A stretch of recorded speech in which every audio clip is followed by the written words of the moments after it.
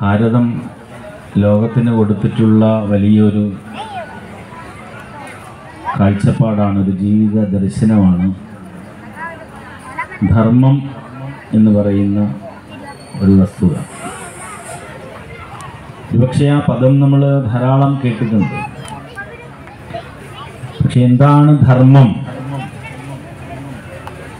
അതല്ലെങ്കിൽ അതിൻ്റെ ആചരണ രീതികൾ എങ്ങനെയാണ്, അതിലെ അനുഷ്ഠാനങ്ങൾക്കുള്ള പ്രാധാന്യം എന്താണ്, അതോട് ബന്ധപ്പെട്ട് ക്ഷേത്രത്തിനുള്ള സ്ഥാനം എന്താണ്, അതല്ലെങ്കിൽ എന്തിനാണ് ക്ഷേത്രം, എന്തിനാണ് ഉത്സവങ്ങൾ നടത്തുന്നത് എന്ന് തുടങ്ങി ലളിതമായ കാര്യങ്ങൾ പോലും ചിന്തിച്ചാൽ നമ്മൾ നാമം ജപിക്കുന്നതായാലും ധ്യാനിക്കുന്നതായാലും വിളക്ക് വയ്ക്കുന്നതായാലും തുടങ്ങി ഒരു പക്ഷേ നമ്മൾ ചിന്തിക്കാത്ത പല കാര്യങ്ങളും അതിനകത്തുണ്ട്. പ്രത്യേകിച്ച് കഴിഞ്ഞ ഒരു 200 വർഷങ്ങളായിട്ട്, 200-500 വർഷങ്ങളായിട്ടെന്ന് തന്നെ പറയാം. ഒരു 500 വർഷത്തിനിപ്പുറത്തേക്ക് ഭാരതത്തിൽ മാത്രമല്ല ലോകത്തിലെമ്പാടുമുള്ള പല സംസ്കാരങ്ങളെയും തകർത്തുകൊണ്ട് മറ്റു രാഷ്ട്രങ്ങളിൽ നിന്ന് വിദേശികൾ കടന്നു കയറി എല്ലാ തരത്തിലുള്ള അവരുടെ ജീവിത രീതികളെയും തല്ലിക്കെടുത്തി കളഞ്ഞിട്ടുണ്ട്. ചെറിയ ഉദാഹരണങ്ങളിൽ നമ്മൾ ശ്രദ്ധിച്ചാൽ അറിയാം. അപ്പം ഭാരതത്തിൽ വളരെ ഭംഗിയുള്ളൊരു സംവിധാനമാണ് നമ്മുടെ പൈതൃകവുമായി ബന്ധപ്പെട്ടും നമ്മുടെ സംസ്കാരവുമായി ബന്ധപ്പെട്ടുമുള്ളൊരു സംവിധാനമാണ് കുടുംബ സംവിധാനം. ആ കുടുംബ സംവിധാനത്തിൻ്റെ രീതിയിൽ നമ്മൾ വിവാഹത്തിന് മുഹൂർത്തം നിശ്ചയിക്കുന്നു, അതിന് വേണ്ടുന്ന ചടങ്ങുകളുണ്ട്. അതനുസരിച്ച് നമ്മൾ വേണ്ടപ്പെട്ടവരുമായിട്ട് ആലോചിച്ച് ഗുരുകാരണവന്മാരുമായിട്ടും ആചാര്യന്മാരുമായിട്ടൊക്കെ ചർച്ച ചെയ്ത് ഭംഗിയായിട്ട് നടക്കുന്ന ഒരു ചടങ്ങാണ്. ഇങ്ങനെ 16 ചടങ്ങുകൾ, 16 സംസ്കാരമായിട്ട് തന്നെ കണ്ടുകൊണ്ട് നമ്മൾ ചെയ്യാറുണ്ട്. ഭാരതീയ ഷോഡശ സംസ്കാരം എന്നാണ് അതിന് പറയുക. നമ്മൾ മുതിർന്ന ആളുകൾക്കൊക്കെ അറിയാം. പക്ഷേ പ്രായേണ പുതിയ തലമുറയ്ക്ക് അതിനെക്കുറിച്ച് ഗ്രാഹ്യമില്ല.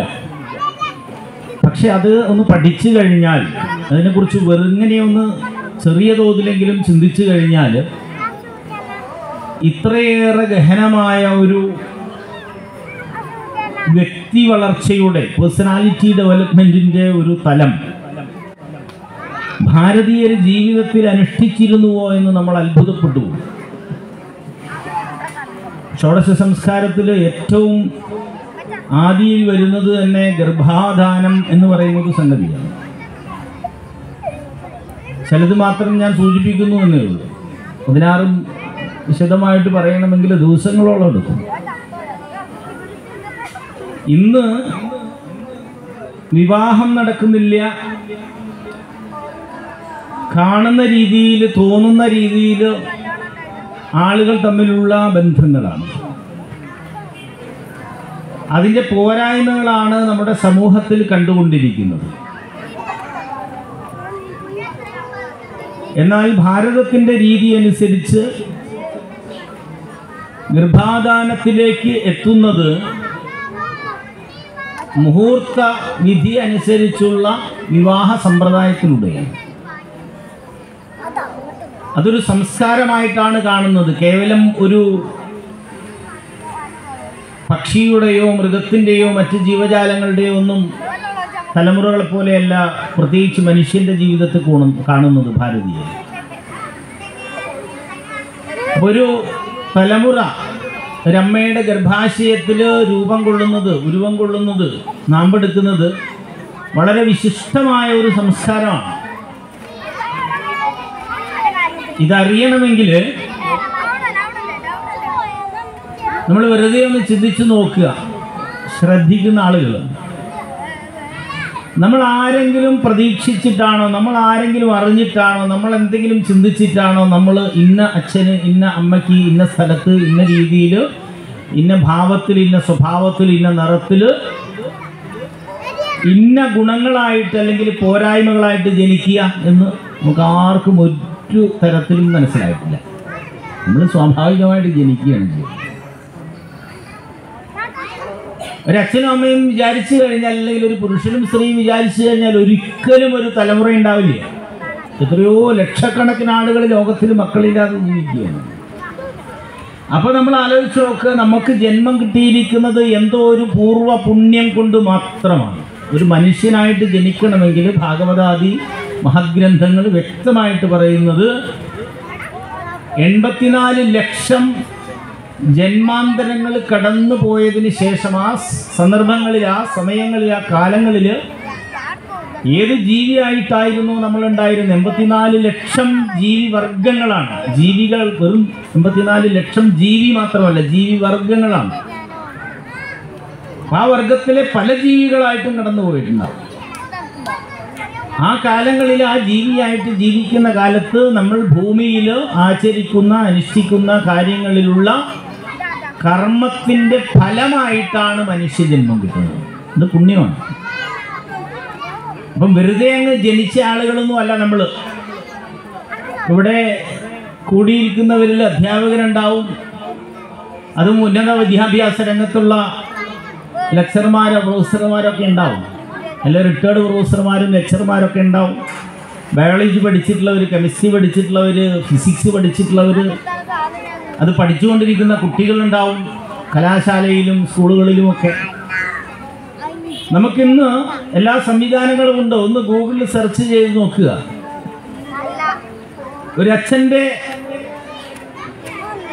ബീജാംശത്തിൽ നിന്ന്, ആ അംശം എന്ന് പറയുന്നത് വളരെ രസകരമായൊരു ശാസ്ത്രീയമായൊരു സംഗതിയുള്ളത്. ഒരു സൂചിത്തുമ്പ് കൊണ്ട് നമ്മൾ സ്പർശിച്ചെടുത്തു കഴിഞ്ഞാൽ കിട്ടുന്ന ബീജത്തിൽ കോടിക്കണക്കിന് മനുഷ്യരുണ്ട് എന്നുള്ളതാണ്. ലോകം അത്ഭുതങ്ങളുടെ കലവറയാണ്.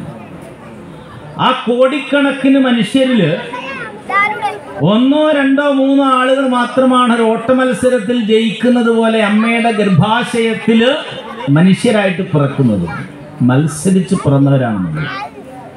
ഇവിടെ ഇരിക്കുന്നവർ അല്ലെ മനുഷ്യരായിട്ടല്ലെങ്കിൽ ഏത് ജീവിവർഗങ്ങളായിട്ട് കഴിയുന്നവരും ആരാലോ നിയോഗിക്കപ്പെട്ട്, ആരാൽ എന്ന് ചിന്തിക്കണം കേട്ടോ. ഇന്ന് ഭൗതികവാദത്തിൻ്റെയൊക്കെ ചില ചിന്തകളും പേര് നടക്കുന്ന ആളുകൾ വെറുതെ ഒന്ന് ആലോചിച്ചാൽ മതി, തർക്കത്തിൻ്റെ ഒന്നും ആവശ്യമില്ല. ആരാണിതിന് പിന്നിൽ പ്രവർത്തിച്ചു കൊണ്ടിരിക്കുന്നത്? നമ്മൾ ഓരോരുത്തരും ജനിച്ചു എന്ന് പറയുമ്പോൾ എനിക്ക് ഇത്ര പ്രായം, ഇത്ര വയസ്സുണ്ടെന്ന് പറയാറുണ്ട്. എനിക്ക് 10 വയസ്സായി അല്ലെങ്കിൽ 60 വയസ്സായി. അപ്പോൾ വെറുതെ ഒന്ന് ചിന്തിക്കുക, 60 വയസ്സിന് മുൻപ് ഒരു 10 മാസക്കാലത്തോളം അമ്മയുടെ ഗർഭാശയത്തിൽ നമ്മൾ ഇരുന്നിരുന്നില്ല. അതിനെ നമ്മൾ ഗണിച്ചിട്ടില്ല പ്രായമായിട്ട്. അങ്ങനെയാണല്ലോ സർട്ടിഫൈഡ് ഏജ് കാൽക്കുലേറ്റ് ചെയ്യുന്നത്. അപ്പോൾ ഏജിൻ്റെ കൺസെപ്റ്റ് തന്നെ തെറ്റാണ്. ഒന്ന് അതവിടെ ഇരിക്കട്ടെ. പക്ഷെ ആ 2 ഭാഗങ്ങൾ എടുത്തുകൊണ്ട് 10 മാസത്തതും കൂട്ടിയാൽ നമുക്ക് 60 അല്ല 61 ഉണ്ട്. അതിനപ്പുറത്ത് അച്ഛനിലും അമ്മയിലുമായിട്ട് അന്ധമായിട്ട് ബീജമായിട്ട് രൂപം കൊണ്ടിരിക്കുന്നത് എത്ര കാലങ്ങളിലൂടെയാണ് എന്നറിയും. ഇതെവിടെയാണ് ഉണ്ടായിരുന്നത്? നമ്മൾ ഗീത ഭഗവാൻ പഠിപ്പിക്കുന്നു. അർജുനനോട് പല കാര്യങ്ങൾ ചർച്ച ചെയ്യുന്ന സമയത്ത് ലോകത്തിന് വേണ്ടിയാണ് അവിടെ സംവാദം നടന്നത്, ചർച്ച നടന്നത്, സംശയ നിവാരണം നടന്നത്. അന്നാത് ഭവന്തി ഭൂതാനി പർജന്യാദന്ന സംഭവ യജ്ഞാത് ഭവന്തി പർജന്യോ യജ്ഞകർമ്മ സമുദ്ഭവ എന്ന ഒരു ശ്ലോകമുണ്ട് ഭഗവത്ഗീത. അന്നാത് ഭവന്തി ഭൂതാനി, ഈ കാണുന്ന ജീവിവർഗങ്ങളൊക്കെ അന്നത്തിൽ നിന്നാണ്. നമ്മൾ കഴിക്കുന്ന ഭക്ഷണവും കുടിക്കുന്ന വെള്ളവും ശ്വസിക്കുന്ന വായുവും ഉൾപ്പെടുന്ന പഞ്ചഭൂതങ്ങളുമായി ബന്ധപ്പെട്ടതാണ് അന്നം എന്ന് പറയുന്നത്. കേവലം ചോറ് അർത്ഥത്തിലല്ല. അന്നപൂർണേശ്വരി എന്ന് പറയുമ്പോൾ വെറും നമ്മൾ പെട്ടെന്ന് മനസ്സിൽ വരുന്നത് അന്നം എന്ന് പറയുമ്പോൾ ഭക്ഷണം, ചോറ് എന്നർത്ഥമാണ്. അല്ല, അന്നപൂർണേശ്വരി എന്ന് പറഞ്ഞാൽ പഞ്ചഭൂതങ്ങളുടെ പൂർണ്ണത ഉൾക്കൊള്ളുന്ന തനിമ എന്നാണ്, ടോട്ടാലിറ്റി. ഇതാണ് എന്തൊക്കെയാണ് പഞ്ചഭൂതത്തിലുള്ളത്. അതിനെ സെപ്പറേറ്റ് ചെയ്തിട്ടാണ് നമ്മൾ പൃഥ്വി, അപ്പോ, തേജസ്, വായു, ആകാശം എന്ന് പറയുന്നത്. പക്ഷേ ഈ 5 എണ്ണത്തിനെ നമ്മൾ വീണ്ടും ഒന്ന് പഠിച്ചാൽ അറിയാം. ഉദാഹരണത്തിന് വെള്ളം എടുക്കുക, പഞ്ചഭൂതങ്ങളിലെ വെള്ളം എടുത്താൽ ആ വെള്ളത്തിൻ്റെ അകത്താണ് ഈ വൈദ്യുതി ഉണ്ടാക്കിയത്. അപ്പോൾ അഗ്നി വെള്ളത്തിൻ്റെ അകത്തുണ്ട്. ഈ അഗ്നി ജ്വലിക്കണമെങ്കിൽ ഓക്സിജൻ വേണം. അപ്പോൾ അഗ്നിക്കകത്ത് വായു ഉണ്ട്. ഈ ഭൂമിയിൽ വെള്ളമുണ്ട്. അപ്പോൾ ഇതൊന്നും പരസ്പര വിരുദ്ധമല്ല, ചേർന്നിരിക്കുന്നതാണ്. അപ്പോൾ പഞ്ചഭൂതം എന്ന് പറയുന്നത് ഒരൊറ്റ സാധനമാണ്. അപ്പോൾ പ്രപഞ്ചം ഒന്നാണ്. അതാണ് ആചാര്യന്മാർ വ്യക്തമാക്കുന്നത്, വേദാദി ഗ്രന്ഥങ്ങളിൽ വ്യക്തമാക്കുന്നത്. ഏകം സത്ത് വിപ്രാ ബഹുദാ വദന്തി. സത്തായിട്ട്, സത്യമായിട്ട്, എസൻസ് ആയിട്ട്, ട്രൂത്തായിട്ട് ഒന്ന് മാത്രമേ ഉള്ളൂ. ഈശ്വരൻ ഒന്നോ പലതോ എന്നുള്ളതിൻ്റെ അർത്ഥം മനസ്സിലാക്കാം. ഈശ്വരൻ എന്ന് പറയുന്നത് എല്ലാ ജീവജാലങ്ങളിലുമുള്ള ഒരേ ഒരു ചൈതന്യമാണ്. ഈശ്വര സർവഭൂതാനാം ഹൃദയസി അർജുന തിഷ്ഠതി. ഭഗവത്ഗീതയിൽ ഒരിടത്ത് പറയുന്നു, എല്ലാ ജീവജാലങ്ങളുടെയും ഹൃദയത്തിലുണ്ട്. അത് ചെടികളിലും വൃക്ഷങ്ങളിലും എവിടെ എന്തൊക്കെയാണോ ജീവജാലങ്ങളുള്ളത് എല്ലാത്തിനും ജീവനുണ്ടല്ലോ. ഈ ചെടികളൊക്കെ നമ്മളെ കാണുന്നുണ്ട്, നമ്മളെ കേൾക്കുന്നുണ്ട്, നമ്മളെ അറിയുന്നുണ്ട്. നന്നായിട്ട് ചെടികളെ പരിപാലിക്കുന്ന, ഒന്നുകിലൊരു തുളസി ചെടിയെങ്കിലും ഒന്ന് വെള്ളം നനച്ച് നിങ്ങൾ പരിപാലിക്കുന്നുണ്ടെങ്കിൽ ആ തുളസി ചെടിക്ക് നിങ്ങളോട് സ്നേഹമുണ്ട് എന്ന് നമുക്ക് അല്ലെങ്കിൽ നിങ്ങൾക്ക് മനസ്സിലാവുന്നില്ലെങ്കിലും പക്ഷെ ഉണ്ട് എന്നുള്ളത് ശാസ്ത്രം തെളിയിച്ചിട്ടുണ്ട്. എല്ലാ ചെടികളിലും എല്ലാ പൂക്കളിലും ഈശ്വരൻ്റെ അംശമുണ്ട്, ജീവന്റെ അംശമുണ്ട്. എല്ലാത്തിനും ചിന്തിക്കാൻ കഴിയുന്നുണ്ട്, വ്യത്യസ്തമായ തലത്തിൽ മാത്രമാണെന്നേ ഉള്ളൂ. അപ്പൊ ഈ ഒരു രീതിയിൽ അന്നത്തിൽ നിന്നാണ് ജീവികൾ ഉണ്ടാവുന്നത്. അന്നാത് ഭവന്തി ഭൂതാനി. എല്ലാ ഭൂതങ്ങളും അവിടെ ജീവിവർഗം നടത്തും, അന്നത്തിൽ നിന്നുണ്ടാവുന്നു, അന്നത്തിൽ നിന്ന് ഭവിക്കുന്നു. പർജന്യാത് അന്നസംഭവ. പർജന്യം ജലം, മഴയായിട്ട് അല്ലെങ്കിൽ ഭൂമിയിൽ യഥാവിധിയുള്ള തലത്തിലുള്ള വെള്ളത്തിൽ നിന്നാണ് അന്നമുണ്ടാവുന്നത്. വെള്ളമുണ്ടെങ്കിലേ ഈ അന്നമുണ്ടാവുകയുള്ളൂ, ഭക്ഷണ പദാർത്ഥമായിട്ടത് മാറും. വെള്ളമുണ്ടെങ്കിലേ വായു ഉണ്ടാവുകയുള്ളൂ.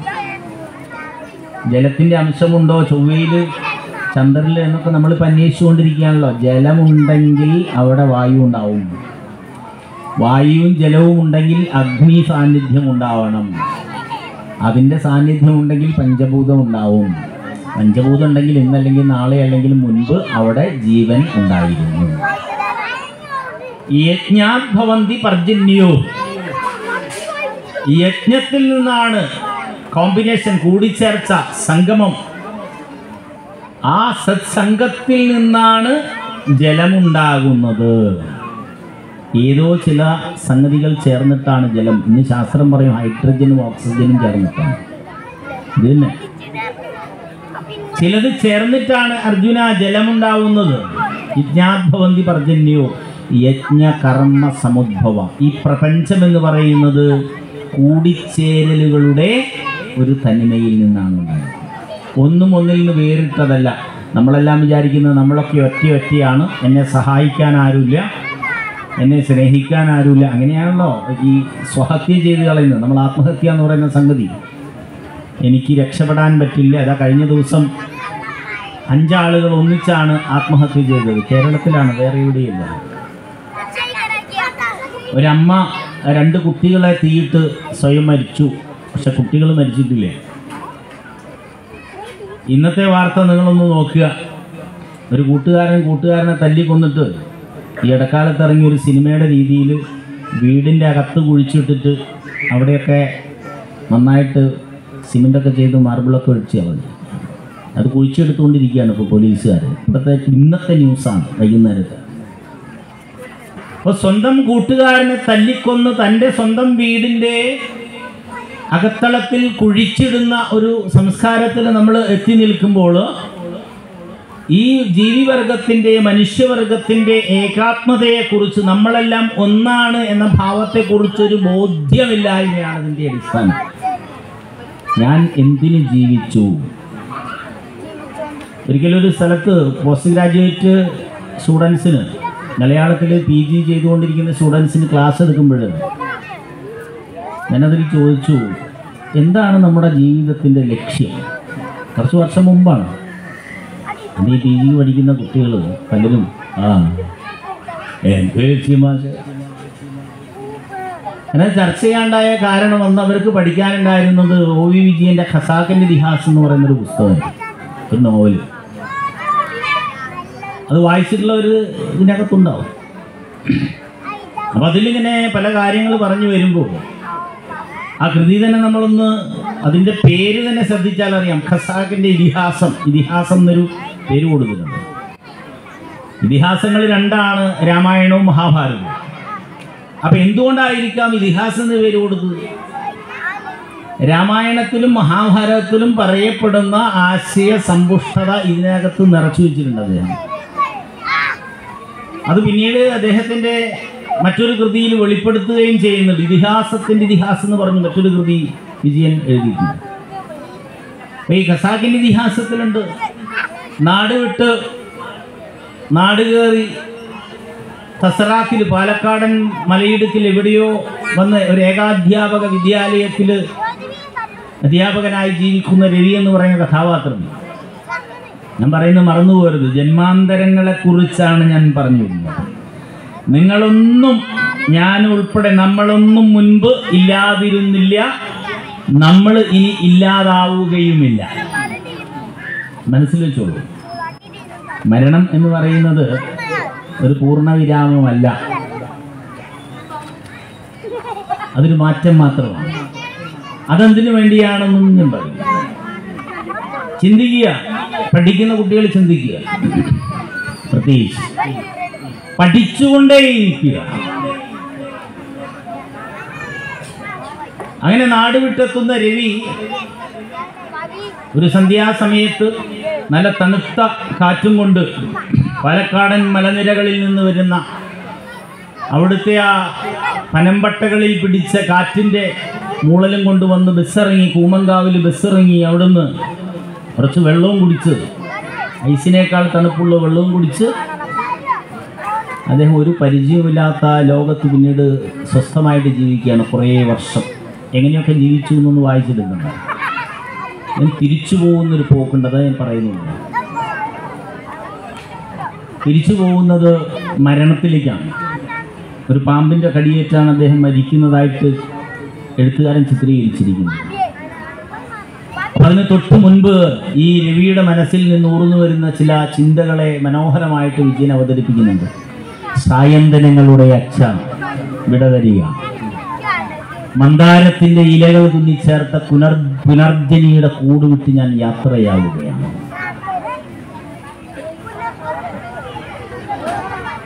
ആലോചിച്ച് നോക്ക്, സായന്തനങ്ങളുടെ അച്ഛ വിടതരിക എന്നുള്ളതൊരു കാവ്യാത്മകമായ അവതരണം. മന്ദാരത്തിൻ്റെ ഇലകൾ തുന്നിച്ചേർത്ത പുനർജനിയുടെ കൂട് നമ്മുടെ ശരീരമാണ്. ഈ ശരീരം എത്ര മനോഹരമായ ശരീരമാണ്. ഇതെങ്ങനെ നമുക്ക് സാധിച്ചു? എവിടെ നിന്ന് കിട്ടി? ഒരാണും പെണ്ണും വിചാരിച്ചാൽ ഇത് സാധിക്കുമോ? എത്ര മനോഹരമായ മൂക്കും ചെവിയും കണ്ണും, ഒരിക്കലും നടക്കില്ലേ. പ്രപഞ്ചത്തിൽ ഒരു ജന്മം മറ്റൊരാൾ വിചാരിച്ചാലും സാധിക്കില്ല, ആരോ സാധിക്കണം എന്ന് ചിന്തിച്ചിട്ടുണ്ട്. സംതിങ് ഹിഡൻ, എന്തോ ഉള്ളിലുണ്ട് നമ്മുടെയൊക്കെ പിറവിക്ക് പിന്നിൽ. അതിൽ മറ്റൊരു സന്ദർഭം പറയുന്നുണ്ട്. ഈ പുനർജനിയുടെ കൂട് വിട്ട് ഞാൻ യാത്രയാവുകയാണെന്ന് പറയുമ്പോൾ യാത്ര അവസാനിക്കുന്നില്ല, അവിടെ യാത്ര അവസാനിക്കുന്നില്ല. മറ്റൊരു സന്ദർഭത്തിൽ അതിനു മുൻപ് പ്രപഞ്ചത്തിലെ രണ്ട് ബിന്ദുക്കൾ നടക്കാനിറങ്ങി എന്ന് പറയുന്നൊരു സാഹചര്യമുണ്ട് വിജയമാഷ്. എന്തായാലും നമ്മൾ പഠിക്കുന്ന കുട്ടികൾ തീർച്ചയായിട്ടും ആ ഖസാക്കിൻ്റെ ഇതിഹാസം ഒന്ന് വായിക്കണം. പ്രപഞ്ചത്തിലെ രണ്ട് ബിന്ദുക്കൾ നടക്കാനിറങ്ങി. എല്ലാം ബിന്ദുക്കളാണല്ലോ. ഈ പ്രപഞ്ചം മുഴുവൻ നിറഞ്ഞിരിക്കുന്നത് ചെറിയ ചെറിയ ചെറിയ ബിന്ദുക്കൾ ചേർന്നിട്ടാണ് തന്മാത്രകൾ ഉണ്ടാവുന്നതും. അതാണ് രൂപപ്പെട്ട് പല രൂപത്തിൽ പല വസ്തുക്കളായിട്ട് പല ജീവികളായിട്ട് മാറുന്നത്. സയൻസാണ്. അങ്ങനെ പ്രപഞ്ചത്തിലെ കാണാൻ വയ്യാത്ത രണ്ട് ബിന്ദുക്കൾ ഒരിക്കൽ നടക്കാനിറങ്ങി. മൂത്തവൾ അനുജത്തിയോട് പറഞ്ഞു, മകളെ നീ യാത്രയാവുക. ഇത് ജീവിതം എന്ന് പറയുന്നതിനെ കുറിച്ച് ആ ജ്യേഷ്ഠത്തി പറയുന്നുണ്ട്, അനുജത്തി നീ യാത്രയാവുക, ഇത് സ്നേഹരഹിതമായ യാത്രയാണ്, ഇതിൽ അകൽച്ചയും ദുഃഖവും മാത്രമേ ഉള്ളൂ എന്ന് പറഞ്ഞുകൊണ്ട് അനുജത്തി നീ എന്നെ മറക്കരുത് എന്ന് പറയുന്നുണ്ട്. ഭാഗം ഒന്ന് വായിച്ചു. അനുജത്തി പറഞ്ഞു ഞാൻ മറക്കില്ല എന്നൊക്കെ പറഞ്ഞു. നമ്മൾ അങ്ങനെയാണല്ലോ, അച്ഛനോടും അമ്മയോടും മക്കളോടും കൂട്ടുകാരോടും നാട്ടുകാരോടൊക്കെ പറയും ഇല്ല നമ്മൾ മറക്കില്ല എന്നുള്ളത്. നമ്മളൊക്കെ മറക്കും, എല്ലാവരെയും മറക്കും. ശ്രീനാരായണ ഗുരുദേവർ പറഞ്ഞതുപോലെ ചില ആളുകൾ മരിച്ചു കഴിഞ്ഞാൽ നമ്മൾ 4 ദിവസം ദുഃഖിച്ചിരിക്കും, 5ാമത്തെ ദിവസം വീണ്ടും പോയിട്ട് കോഴി ബിരിയാണി തിന്നും. അത്രയേ ഉള്ളൂ ഇന്നത്തെ മനുഷ്യൻ്റെ അവസ്ഥയെ. ഒരു തമാശ കഥ ആരോ പറഞ്ഞിട്ടുണ്ട്. 2 ആളുകൾ കുറേ കാലത്തിന് എനിക്ക് കണ്ടുമുട്ടിയപ്പോൾ എന്തൊക്കെയാ വിശേഷം എന്നൊക്കെ ചോദിച്ചു. ഒരുത്തും ചോദിച്ചു എന്താ പിന്നെ വീട്ടിലൊക്കെ അച്ഛനും അമ്മയൊക്കെ എന്ത് ചെയ്യുന്നു എന്ന് ചോദിച്ചപ്പം മറ്റവൻ പറഞ്ഞു അപ്പോഴത്തെ ഇവരൊരു ഹോട്ടലിലെത്തിയിട്ട് ഭക്ഷണം കഴിച്ചുകൊണ്ടിരിക്കുക. ബിരിയാണിക്ക് പറഞ്ഞു ഓർഡർ ചെയ്തു, ഒരു കോഴി ബിരിയാണി തിന്നുകൊണ്ടിരിക്കുകയാണ്. അപ്പോൾ ഇവൻ പറഞ്ഞു അച്ഛനില്ല, അച്ഛൻ്റെ കാര്യമൊന്നും പറയണ്ടെന്ന് പറഞ്ഞിട്ട് അവന് പിന്നെ ഭക്ഷണം കഴിക്കാൻ പറ്റിയില്ല.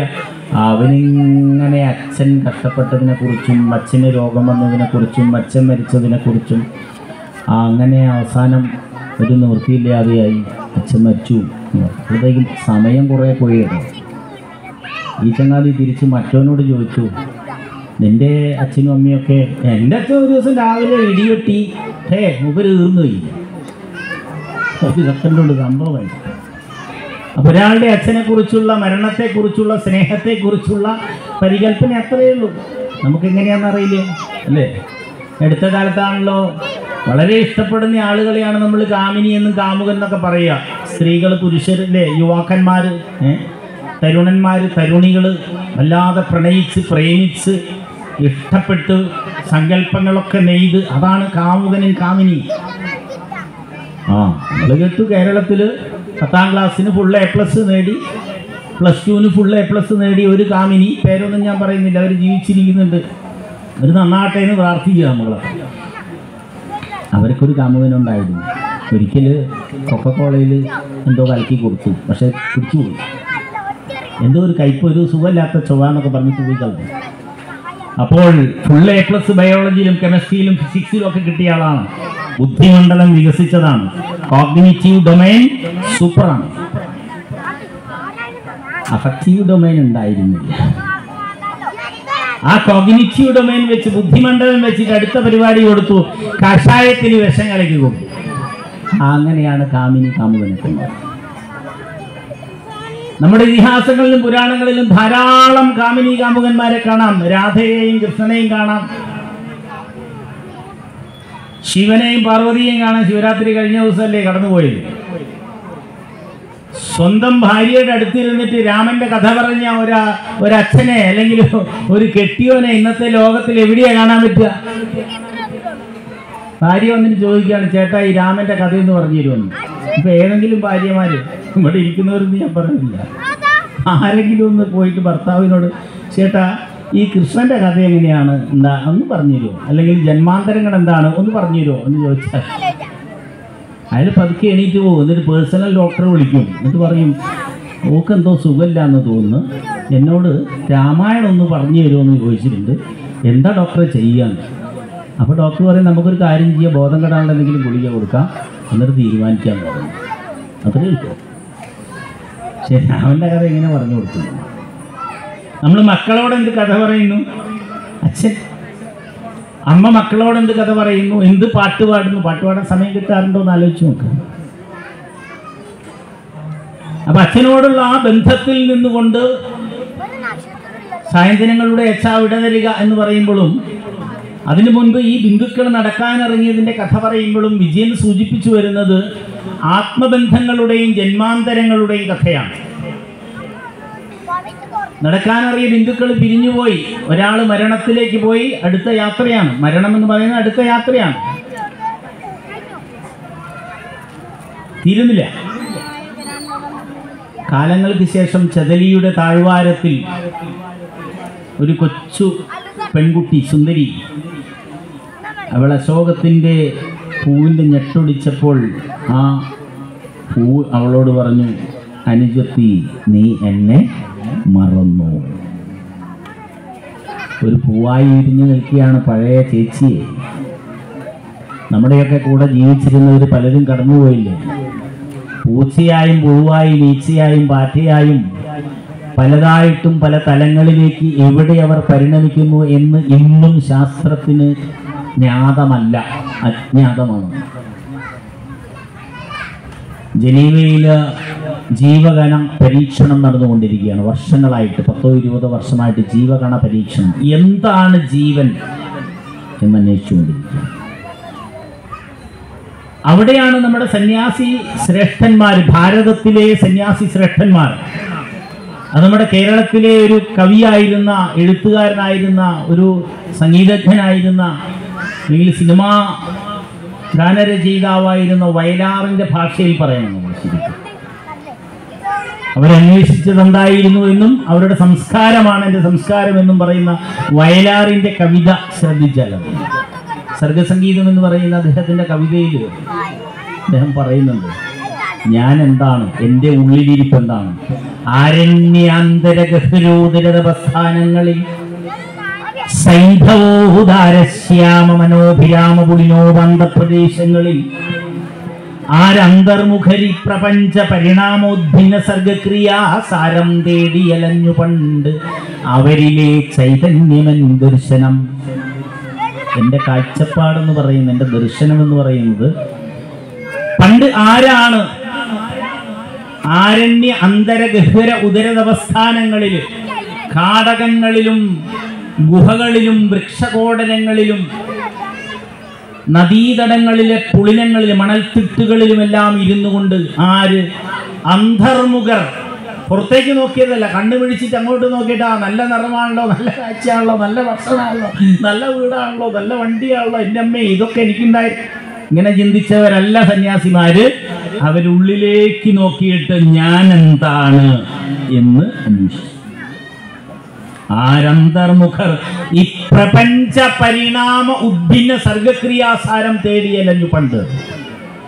ഈ പ്രപഞ്ചത്തിന്റെ യൂണിവേഴ്സിന്റെ അവസ്ഥ എന്താണ്, ഇത് എന്തിനുണ്ടായി, എങ്ങനെയുണ്ടായി, എങ്ങോട്ടാണ് ഇതിന്റെ പരിണാമ സർഗക്രിയാസാരം, ഇതിന്റെ ക്രിയേറ്റീവ് ടോട്ടാലിറ്റി എന്താണ്? പണ്ട് അവരിലെ ചൈതന്യമെന്ന ദർശനം. ആ ദർശനമാണ്. ആ ദർശനമുള്ളത് കൊണ്ടാണ് വയലാറ് പിടിച്ചത്. പല കവിതകൾ എഴുതിയിട്ടും സർഗസംഗീതം പോലെയും അശ്വമേധം പോലെയും കവിതകൾ വയലാറിൽ നിന്ന് വന്നില്ല. തൻ്റെ കാഴ്ചപ്പാടുകൾ, തൻ്റെ സംസ്കൃതിയും തൻ്റെ ദേശീയബോധവും തൻ്റെ മണ്ണിനോടുള്ള, തൻ്റെ പിതൃത്വത്തോടുള്ള, തൻ്റെ മാതൃത്വത്തോടുള്ള കിടപ്പാണ് എന്ന് മനസ്സിലാക്കുമ്പോഴാണ് നല്ല കവിതകൾ ജനിച്ചത് അദ്ദേഹത്തിന്. ആരൊരാളെന്റെ കുതിരയെ കെട്ടുവാൻ, ആരൊരാളതിൻ മാർഗം മുടക്കുവാൻ, ദിഗ്വിജയത്തിന് സർഗശക്തിയാമി കുതിരയെ വിട്ടയക്കുന്നു ഞാൻ. ആ ചെമ്പൻ കുതിരയെ പിടിച്ചു കെട്ടാൻ ആർക്ക്? സർഗശക്തിയാമി കുതിരയെ വിട്ടയക്കുന്നു. എൻ്റെ ഈ ക്രിയേറ്റീവ് പവർ ഉണ്ടല്ലോ, ഇത് പ്രപഞ്ചത്തിൻ്റെതാണ്, എൻ്റെതല്ല. ഞാൻ സംസാരിക്കുന്ന ഇവിടെ ഇരുന്നിട്ട് ഈ പ്രബോധകുമാർ എന്ന് പറയുന്ന ആൾ സംസാരിക്കുന്നത് എൻ്റെ ശബ്ദമല്ല, പ്രപഞ്ചത്തിൻ്റെ ശബ്ദമാണ്. പ്രപഞ്ചം തന്നതാണ്. പ്രപഞ്ചം തീരുമാനിച്ച എനിക്ക് വലിയ ശബ്ദമില്ലേ? പ്രപഞ്ചം തീരുമാനിച്ചാൽ എനിക്ക് ഓർമ്മകളില്ല. പ്രപഞ്ചം തീരുമാനിച്ചാൽ എനിക്ക് ചലനമില്ല. ഈ പ്രപഞ്ചത്തിലെ ഒരു ക്രിയേറ്റീവ് എനർജി ഉണ്ട്. That is God. ഇതാണ് ഈശ്വരൻ. ആ പ്രപഞ്ച ചൈതന്യത്തിനെ ശ്രയണവും പൗരുഷവുമാക്കി പോലും തിരിക്കാതെ രണ്ടും ചേർന്ന് അർദ്ധനാരീശ്വരമായിട്ട് ഭാരതം പഠിപ്പിക്കുന്നു. ഇന്ന് പോസ്റ്റ് മോഡേൺ സൈക്കോളജിയോട് ചോദിച്ചാൽ അറിയാം, ഫ്രോയിഡിയൻ സൈക്കോളജിയോട് ചോദിച്ചാൽ അറിയാം, അനിമസ് എന്ന് പറഞ്ഞിട്ട് സ്ത്രൈണഭാവവും പൗരുഷഭാവവും എല്ലാത്തിലും നിറഞ്ഞിരിക്കുന്നുണ്ട്. പുരുഷനും സ്ത്രീയും രണ്ടല്ല. ഇത് എത്രയോ യുഗങ്ങൾക്കപ്പുറത്ത് 19-ാം നൂറ്റാണ്ടിലാണ് സിഗ്മണ്ട് ഫ്രോയിഡ് ജനിക്കുന്നത്. അതിൻ്റെയൊക്കെ എത്രയോ യുഗങ്ങൾക്കപ്പുറത്ത് വേദങ്ങളില് ഉപനിഷത്തുകളില് വ്യക്തമാക്കുന്നു, ഈ പ്രപഞ്ചത്തിന്റെ ചൈതന്യം എന്ന് പറയുന്നത് ആണായിട്ടോ പെണ്ണായിട്ടോ ഉള്ളതല്ല, മറിച്ച് സ്ത്രൈണവും പൗരുഷവുമായ ഭാവങ്ങളുടെ സങ്കലനമാണ്. ആ സങ്കലനത്തിൽ നിന്നും മാത്രമേ അടുത്ത ജന്മം ഉണ്ടാവുള്ളൂ. പുരുഷൻ മാത്രം വിചാരിച്ചിട്ട് കാര്യം, സ്ത്രീ മാത്രം വിചാരിച്ചിട്ട് കാര്യം. അപ്പൊ സ്ത്രീയും പുരുഷനും രണ്ടല്ല എന്ന് ലോകത്തിനോട് ഉച്ചൈസ്തരം പറഞ്ഞ ഭാരതം, ആ ഭാരതം ജീവിതത്തെക്കുറിച്ച് പഠിച്ചു. അങ്ങനെ പഠിച്ചപ്പോഴാണ് പറയുന്നത് 84 ലക്ഷം ജീവിവർഗങ്ങളിലൂടെ കടന്ന് വന്നവരാണ് നമ്മൾ മനുഷ്യർ.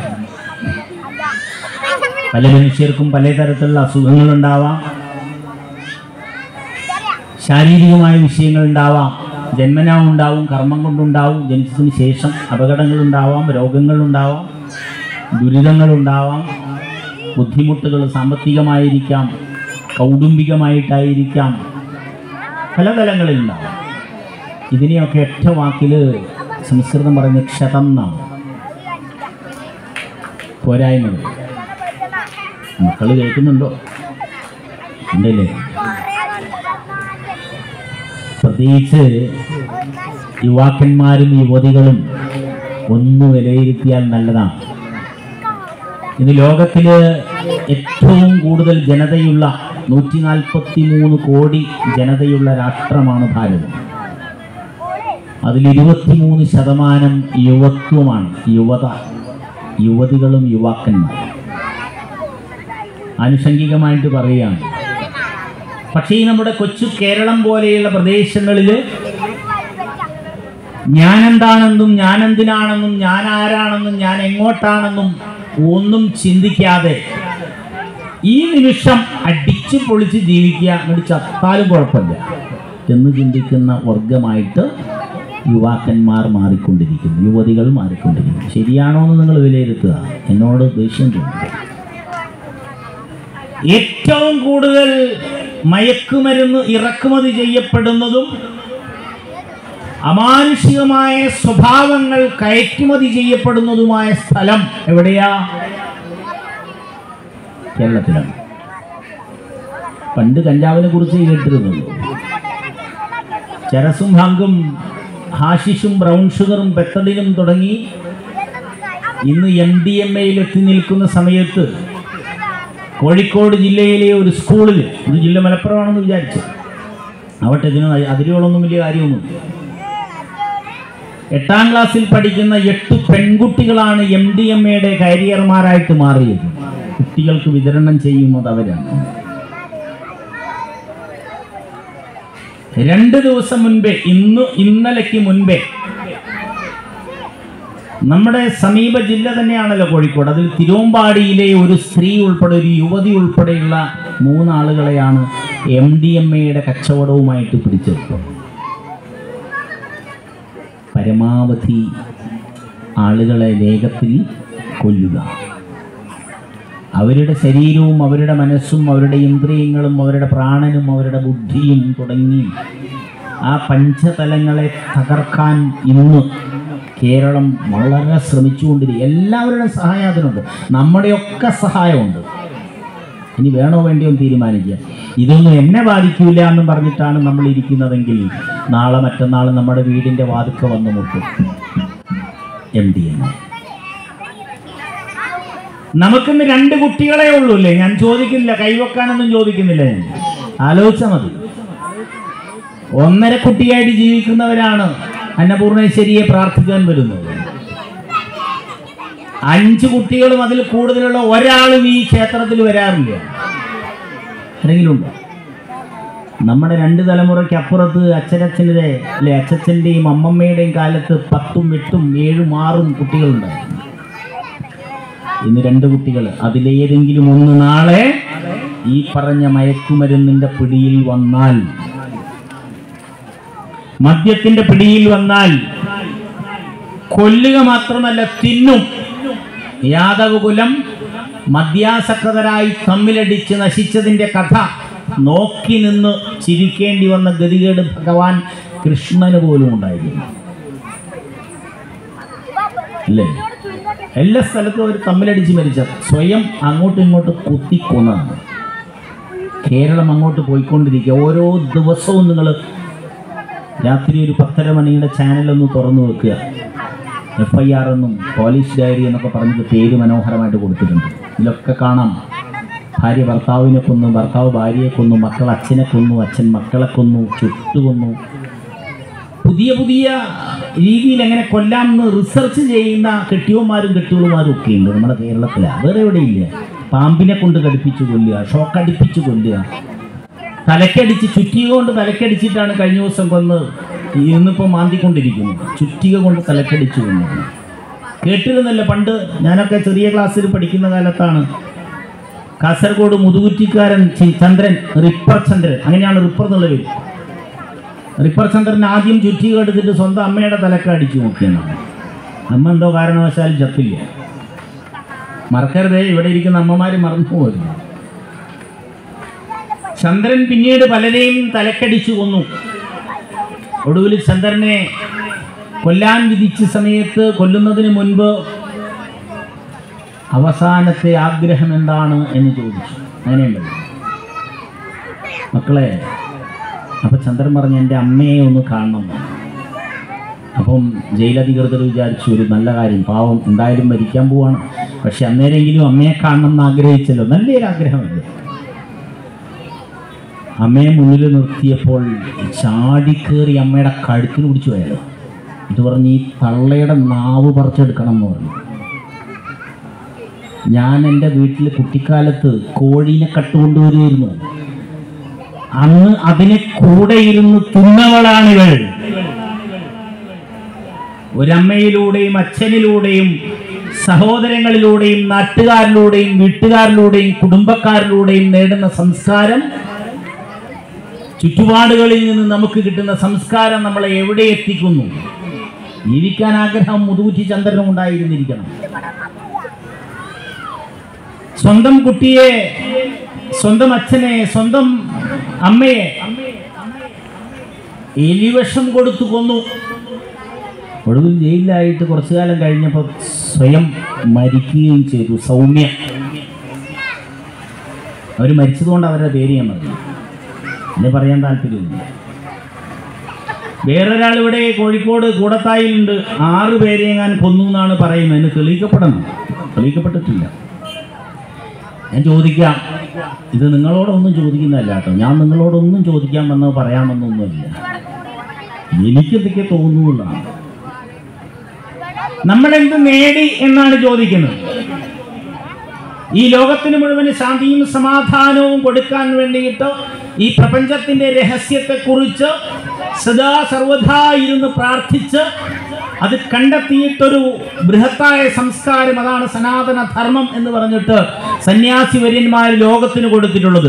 ഇവിടെയുള്ള ഒരു സനാതന ധർമ്മ വിശ്വാസിയും, ഇന്ന് ഹിന്ദു എന്ന് പറയപ്പെടുന്നവൻ, ഒരു കയ്യിൽ മതഗ്രന്ഥവും മറുകയിൽ വാളുമായിട്ട് നിങ്ങൾ ഞങ്ങളിലേക്ക് മതം മാറൂ, ഇല്ലെങ്കിൽ നിങ്ങൾക്ക് നരകമാണ് എന്ന് പറഞ്ഞുകൊണ്ട് ഒരിടത്തേക്കും യാത്ര ചെയ്തിട്ടില്ല. ആരെങ്കിലും പറയാൻ പറ്റുമോ? ഏതെങ്കിലും സന്യാസി മതം മാറ്റാൻ വേണ്ടിയിട്ട് നടന്നതായിട്ട് ഇതിഹാസത്തിലോ ചരിത്രത്തിലോ എവിടെയെങ്കിലും പറയാൻ പറ്റുമോ? ഈ ഇരിക്കുന്ന നമ്മൾ ആരെങ്കിലും മതം മാറ്റാൻ നടന്നിട്ടുണ്ടോ? മതമല്ല, മനുഷ്യനാണ്. മനുഷ്യനല്ല, ജീവനാണ്, ജീവികളാണ് വലുത്. അതാണ് ഭഗവാൻ പറഞ്ഞു, ഈശ്വര സർവഭൂതാനാം ഹൃദയേശേ അർജുന തിഷ്ഠതി. എല്ലാ ജീവികളിലും ഈശ്വരനുണ്ട്. നീ ഒരാളെ വേദനിപ്പിക്കുമ്പോൾ ഈശ്വരനെ വേദനിപ്പിക്കുകയാണ്. നിന്റെ അമ്മയോ അച്ഛനാവണമെന്നൊന്നുമില്ലേ? ഈ ശാവാസ്യമിതം സർവം യത്കിഞ്ച ജഗത്യാം ജഗത്ത്. ഈ ലോകമായ ലോകങ്ങളിലൊക്കെ അതലം വിതലം സുതലം തലാതലം രസാതലം മഹാതലം പാതാളം ഭൂലോകം പൂർലോകം തപോലോകം ജനലോകം, ഇങ്ങനെ 14 ലോകങ്ങളെക്കുറിച്ച് വേദങ്ങൾ പറയുന്നില്ലേ, ഉപനിഷത്തുകൾ പഠിപ്പിക്കുന്നില്ലേ? ഈ 14 ലോകങ്ങളിലും നിറഞ്ഞിരിക്കുന്നത് ഈശ്വരനാണ്. ഈശ്വരനല്ലാതെ മറ്റൊന്നില്ല. അപ്പോൾ ഞാൻ ഈശ്വരനാണ്. അഹം ബ്രഹ്മാസ്മി, ഞാൻ ഈശ്വരനാണ്. തത്വമസി. അത് നിങ്ങളും അത് തന്നെയാണ്. സർവം ഖലിതം ബ്രഹ്മ. ഈ പ്രപഞ്ചം മുഴുവൻ കാണുന്നതൊക്കെ കാണാത്തതൊക്കെ എല്ലാം ഈശ്വരനാണ്.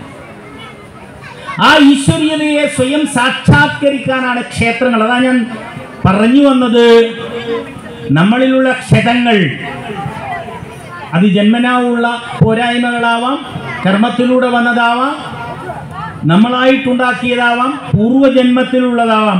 നമുക്ക് മാത്രമേ കൃത്യമായിട്ട് അറിയുള്ളൂ. നമുക്ക് കൃത്യമായിട്ടറിയാം. നമ്മുടെ ആത്മന് നമ്മുടെ ചിന്തയുമായി ബന്ധപ്പെട്ട്, നമ്മുടെ മനസ്സുമായി ബന്ധപ്പെട്ട്, നമ്മുടെ ബുദ്ധിയുമായി ബന്ധപ്പെട്ട് അറിയാതെ നമ്മളൊരു കർമ്മം ചെയ്യുന്നില്ല.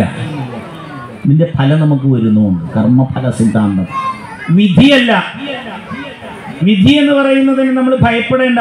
എൻ്റെ വിധി ഇതായി പോയി, ഞാൻ വണ്ടിയിൽ നിന്ന് വീണ് കാലൊടിഞ്ഞു, അല്ലെങ്കിൽ എൻ്റെ വേണ്ടപ്പെട്ടയാള് മരിച്ചു, അല്ലെ എനിക്ക് അസുഖം വന്നു. വിധിയല്ല, കർമ്മഫലമാണ്. പൂർവജന്മകൃതം പാപം വ്യാധിരൂപേണ ജായതി. സഹസ്രയോഗമാണ് ആയുർവേദം. ആയുർവേദം വന്നിട്ടുള്ളത് ഋഗ്വേദത്തിൽ നിന്നും അഥർവവേദത്തിൽ നിന്നുമാണ്. ഉപവേദങ്ങളാണല്ലോ. ഋഗ്വേദത്തിൻ്റെ അഥർവത്തിൻ്റെ ഉപവേദങ്ങളിൽ ഒന്നാണ് ആയുർവേദം. പൂർവജന്മകൃതം പാപം, പൂർവജന്മങ്ങളിൽ എന്തായിരുന്നുവോ അന്ന് ചെയ്ത കാര്യങ്ങൾ വ്യാധിരൂപേണ ജായതേ. നിങ്ങളുടെ ദുഃഖങ്ങളായിട്ട്, വ്യാധി എന്ന് പറഞ്ഞാൽ രോഗമെന്നും ദുഃഖമെന്നും ഒക്കെ അർത്ഥം. നിങ്ങളുടെ ദുഃഖമായിട്ടും രോഗമായിട്ടും വരും. ബുദ്ധി വൈകല്യങ്ങൾ, കർമ്മപരമായിട്ടുള്ള വൈകല്യങ്ങൾ, ചിന്താശേഷി കുറവ്, പിന്നെ പല ആളുകളെ നമ്മൾ കാണുന്നില്ലേ. ഓർമ്മക്കുറവുള്ള ആളുകൾ, പഠന വൈകല്യമുള്ളവർ, ശാരീരികമായിട്ട് എന്തെങ്കിലും പോരായ്മ ഉണ്ടാകുന്നവർ. പൂർവജന്മത്തിൽ നമ്മൾ ചെയ്ത കാര്യങ്ങൾ, ഞാനിത് പറയുന്നത് ഈ ജന്മത്തിൽ നമ്മൾ എന്ത് ചെയ്യണമെന്ന് തീരുമാനിക്കാൻ വേണ്ടിയിട്ടാണ്. പൂർവജന്മത്തെക്കുറിച്ച് ചിന്തിച്ചിട്ട് വ്യാകുലപ്പെടുന്നുമില്ല. പൂർവജന്മത്തിൽ നമ്മൾ ചെയ്ത കാര്യങ്ങൾ, അതിൻ്റെ ഫലം ആ ചെയ്തവൻ അനുഭവിക്കണം. താൻ നിരന്തരം ചെയ്യുന്ന കർമ്മങ്ങൾ താൻ അനുഭവിച്ചിടുവെന്നേ വരൂ. രാമായണത്തിൽ വായിക്കാറുള്ളതാണ്. പിന്നെ പച്ചമലയാളത്തിലൊരു തമാശ പറയാറുണ്ട്, കൊന്നാൽ പാപം തിന്നാൽ തീരുന്നു. പലരും ധരിച്ചിരിക്കുന്നത് ഒരു ജീവിയെ കൊന്നു കഴിഞ്ഞാൽ അവനെ പിടിച്ചങ്ങ് തിന്നാൽ തീരുന്നതാണ്. അതല്ല, കൊന്നാൽ അവിടെ ഒരു കോമിട്ടാ മതി. പാപം തിന്നാൽ തീരും.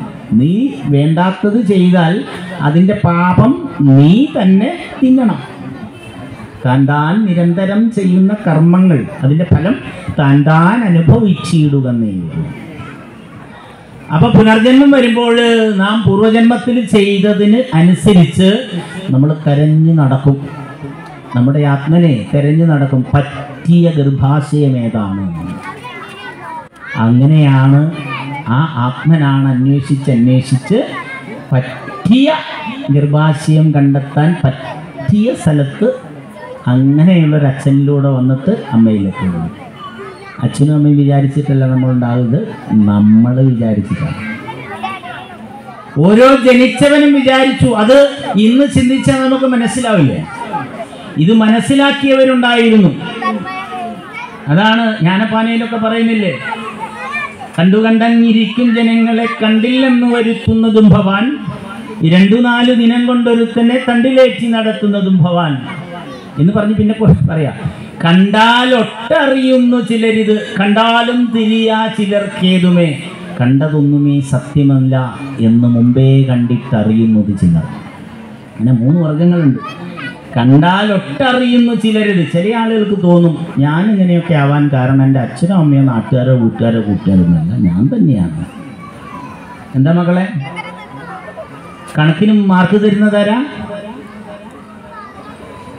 സയൻസിന് മാർക്ക് തരുന്നതാരാ മോള്? ഇതാ ടീച്ചറാ? പുരുഷോത്തം സാറാ? അബൂക്കർ മാഷ ആണോ? ആരാ പിന്നെ? നീ തന്നെയാണ്.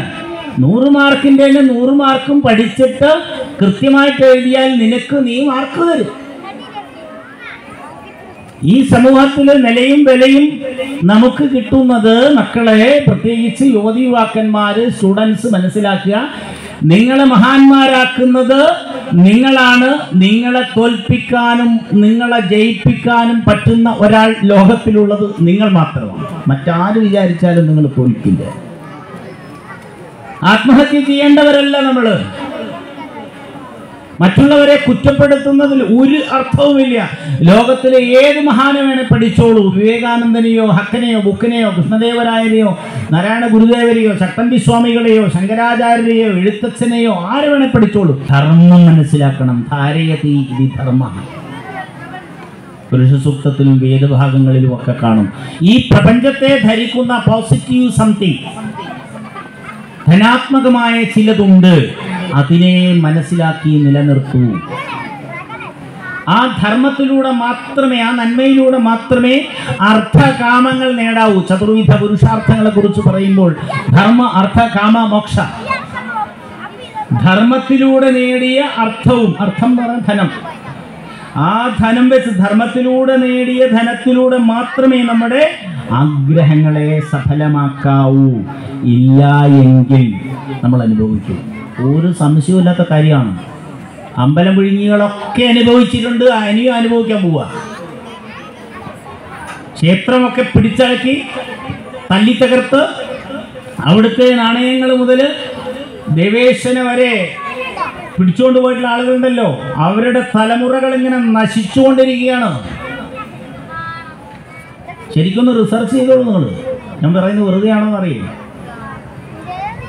കർമ്മഫലം അനുഭവിച്ചുകൊണ്ടിരിക്കുകയാണ്. ലോകത്തിന് ശാന്തിയും സമാധാനവും കൊടുക്കാൻ വേണ്ടിയിട്ടാണ് ഭാരതത്തിലെ ക്ഷേത്ര സങ്കല്പം ഉണ്ടായത്. ഈ പ്രപഞ്ചത്തിന്റെ അനാദ്യന്തമായ ചൈതന്യത്തിനെയാണ് ദേവി എന്ന് അല്ലെങ്കിൽ ഭഗവതി എന്ന് വിളിക്കുന്നത്. അതിന് ത്രിത്വ രൂപങ്ങൾ കൊടുത്തിട്ടുണ്ട് നമ്മൾ. പ്രത്യേകിച്ച് വിശേഷമായിട്ട് ഒന്ന് സരസ്വതിയാണെങ്കിൽ, ഒന്ന് മഹാലക്ഷ്മിയാണെങ്കിൽ, ഒന്ന് ദുർഗയാണ്. ഈ മൂന്നായി പിരിയുന്നതും പ്രപഞ്ചത്തിലെ ഏകമാത്രമായ ചൈതന്യമാണ്. ഈ പ്രപഞ്ചത്തിലെ ചൈതന്യത്തിനെ ശരിക്കും മനസ്സിലാക്കി അതിനെ കേന്ദ്രീകരിക്കാനുള്ള ശാസ്ത്രീയ വിധികളാണ് ക്ഷേത്രത്തിലുള്ള വിശേഷമായിട്ടുള്ള പൂജകൾ മുതൽ അവിടുത്തെ പ്രതിഷ്ഠാകർമ്മം വരെയുള്ള മഹത്തായ കാര്യങ്ങൾ. ക്ഷേത്രത്തിലേക്ക് വന്നാൽ അതിൻ്റെ അന്തരീക്ഷം ശ്രദ്ധിച്ചാൽ അറിയാം. അത് തുടങ്ങേണ്ട നമ്മൾ വീട്ടിൽ നിന്ന് കേട്ടോ. മറന്നു പോകരുത്. ഇവിടെ ഇരിക്കുന്നവർ ഇന്നിപ്പോൾ സീരിയലൊന്നും കാണാൻ സമയം കിട്ടലുണ്ടാവില്ലല്ലേ അമ്മമാർ? ഇവിടെ വന്നതിനെ കൊണ്ട് സീരിയലൊന്നും കാണലില്ലേ കൂട്ടുകാർ? ഒതായിക്കാർ അരീക്കോട്ടുകാരൊന്നും സീരിയൽ കാണില്ലേ അമ്മമാരെ? കാണില്ലേ? കാണണ്ടെന്നൊന്നും ഞാൻ പറയുന്നില്ല, എല്ലാം കാണണം. പക്ഷെ ചില കാര്യങ്ങൾ ചെയ്യാൻ അമ്മമാരോട് മാത്രമല്ല കേട്ടോ, അച്ഛന്മാരോടും അമ്മമാരോടും ഇവിടെ ഇരിക്കുന്നവരോട് മാത്രമല്ല ഞാൻ പറയുന്നത്. പറയാം,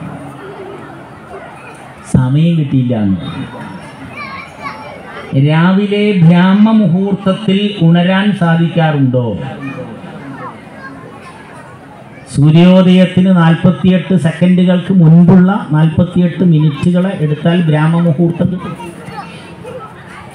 സൂര്യൻ ഉദിക്കുന്നതിൻ്റെ 48 സെക്കൻഡ് മുൻപുള്ളതിനെ ഒഴിവാക്കുക. എന്നിട്ട് അതിന് മുൻപുള്ള 48 മിനിറ്റ് എടുത്താൽ മതി. ആ ബ്രാഹ്മ മുഹൂർത്തം എന്ന് പറയുന്നത് വളരെ ക്രിയാത്മകമായിട്ടുള്ള എനർജിയുള്ള സന്ദർഭമാണ്. സൂര്യൻ ഭൂമിയോട് ചേർന്ന് വരുന്ന ആ ഭൂമിയുടെ ചംക്രമണത്തിനനുസൃതമായിട്ട്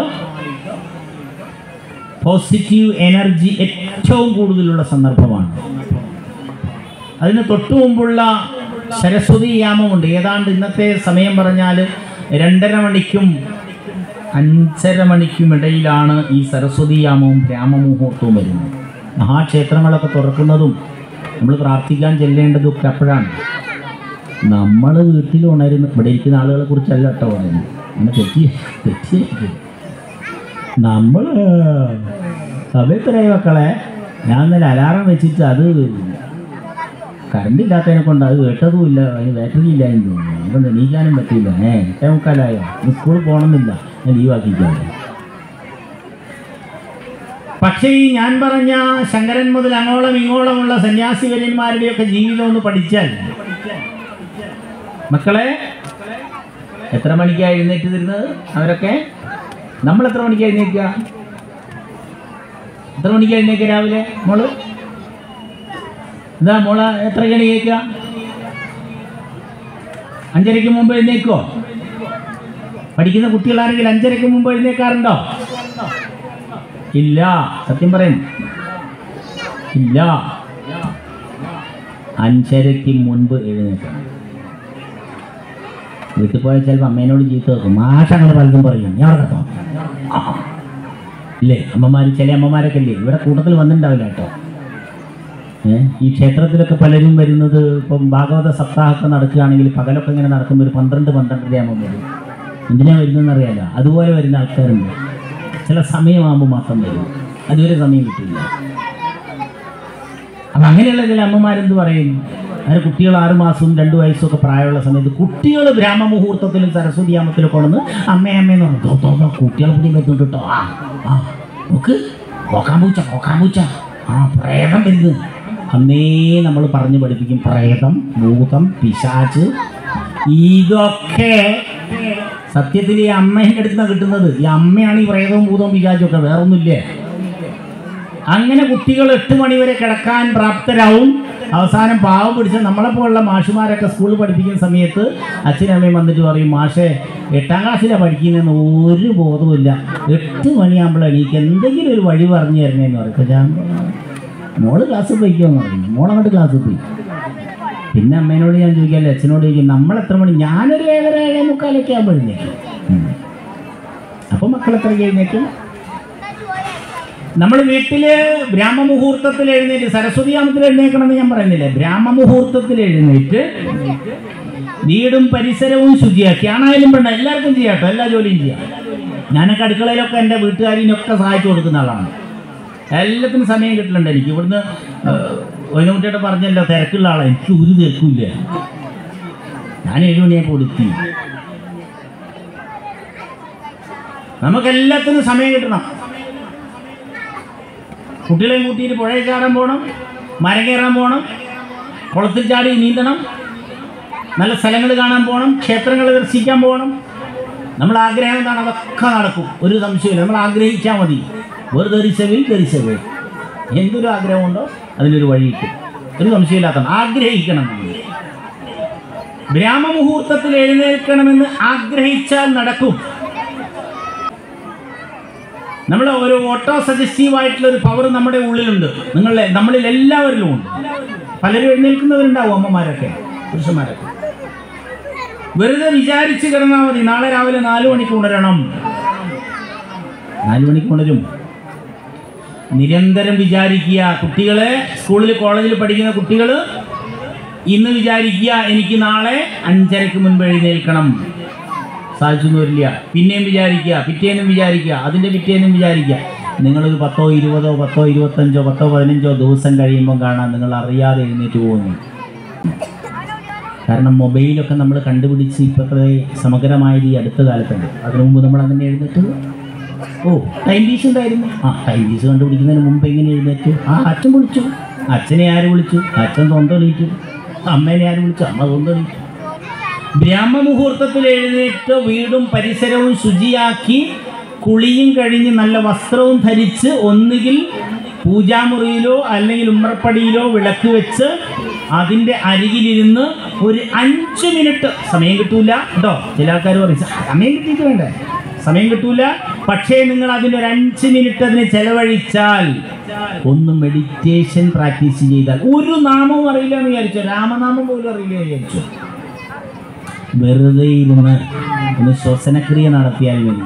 സ്വസ്ഥമായിട്ടിരുന്ന് 10 തവണ ശ്വാസം ദീർഘമായിട്ടെടുക്കുകയും ദീർഘമായിട്ട് മൂക്കിലൂടെ തന്നെ വിടുകയും ചെയ്താൽ അന്നത്തെ ദിവസം പോസിറ്റീവായിരിക്കും. ഇല്ല ഞാനീ പണി നിർത്തും. ഒരു 10-25 കൊല്ലമായിട്ട് 10,000-4,000 ക്ഷേത്രങ്ങളിലൂടെയായിട്ട് ഇങ്ങനെയൊക്കെ പറഞ്ഞു നടക്കുന്നു. നമ്മൾ വിചാരിച്ചാൽ നടക്കാത്തൊരു കാര്യമാണ്. നമ്മൾ ആത്മനാണ്, നമ്മൾ ഈശ്വരനാണ്. നമ്മളാരും വേറെയല്ല. ഈശ്വരൻ വേറെയാണ്. അയാൾ സ്വർഗത്തിൽ ഇങ്ങനെ കസാരയൊക്കെ ഇട്ടിരിക്കുകയാണ്. അയാൾ നമ്മളെ അങ്ങോട്ട് വിളിക്കും, എന്നിട്ട് നരകത്തിലേക്ക് വിടും, സ്വർഗത്തിലേക്ക് വിടും. അങ്ങനെ ഒരാളൊന്നുമില്ല. അങ്ങനെ ധരിക്കുകയും വേണ്ട. ആരും സ്വർഗത്തിൽ പോയിട്ട് അവിടുന്ന് കത്തയച്ചിട്ട് വീടൊന്നും നമുക്കറിയില്ല. ചില ആളുകളൊക്കെ പറയും നരകമുണ്ട് സ്വർഗമുണ്ട്. ഇല്ല, ഭാരതം പറയുന്ന മോക്ഷം എന്ന് പറയുന്ന അവസ്ഥയാണ്. മമ ഇച്ഛാ മോക്ഷം. എന്താണ് മോക്ഷം? ധർമ്മത്തിലൂടെ അർത്ഥം നേടുക, ആ അർത്ഥത്തിലൂടെ മാത്രം, ധാർമ്മികമായ അർത്ഥത്തിലൂടെ മാത്രം ആഗ്രഹങ്ങൾ, അതാണ് കാമം. അങ്ങനെ നേടുന്നവന് മനസ്സ് സ്വസ്ഥമാവും.